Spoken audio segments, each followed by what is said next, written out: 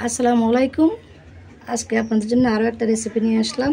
3টা ডিম এবং আমের পিউরি দিয়ে। এখানে আমি পাকা আম নিয়েছি, 2টা ব্লেন্ড করে নিয়েছি।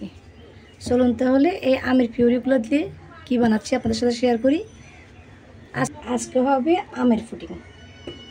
নিয়ে নিয়েছি 3টা ডিম, ভালো করে একটু মিক্স করে নিব।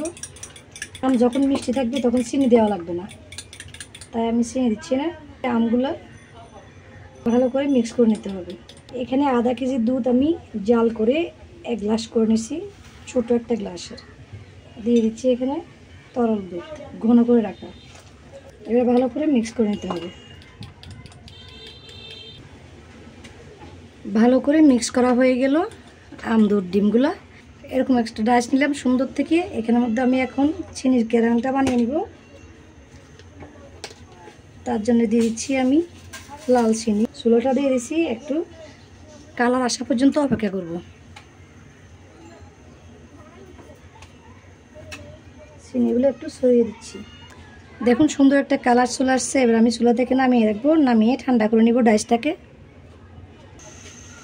এবার চুলা আমি এরকম একটা পাতিল দিয়ে ওখানের মধ্যে একটু পানি দিয়ে দিছি। পানিটা গরম হওয়া পর্যন্ত অপেক্ষা করবো। একটা স্ট্যান্ড দিয়ে দিলাম ভিতরে।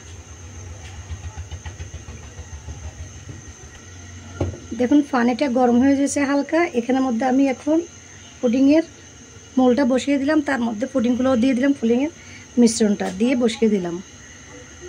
এবার আমি এখানে এই মোলটার ঢাকনা নেই, এই কারণে আমি একটা সিলভার ঢাকনা দিয়ে দিলাম। ঢাকনা দিয়ে আরেকটা ঢাকনা দিয়ে বড়টার মধ্যে এভাবে মুখটা বন্ধ করে দিলাম। তার মধ্যে একটা ছিদ্র ছোটা আছে, এখানে টিস্যু দিয়ে আটকে দিয়েছি।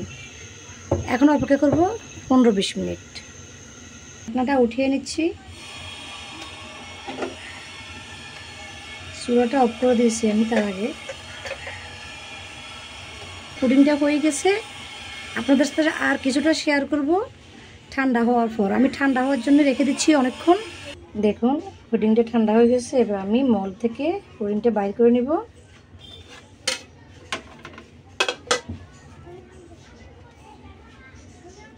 নিয়ে আসলাম আমের পুডিং।